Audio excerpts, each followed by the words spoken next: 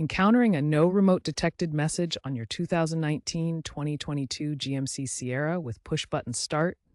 This happens when your key fob battery dies. First, use the mechanical key hidden inside your fob to unlock the driver's side door.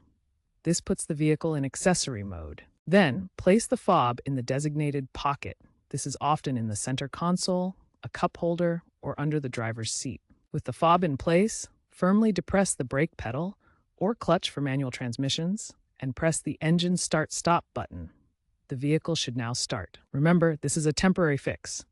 Replace the CR2032 battery in your fob as soon as possible. The bypass method relies on the fob's internal transponder. If the fob is completely dead or damaged, this method won't work. Software glitches or aftermarket accessories like alarms can also interfere with the bypass. Keep a spare key fob with a fresh battery readily available. Regularly check your fob battery's health.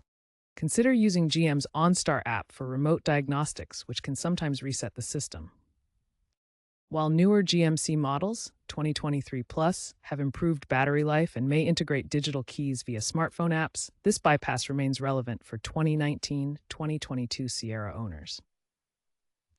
If the bypass fails, consult a certified mechanic for further diagnostics and potential fob replacement.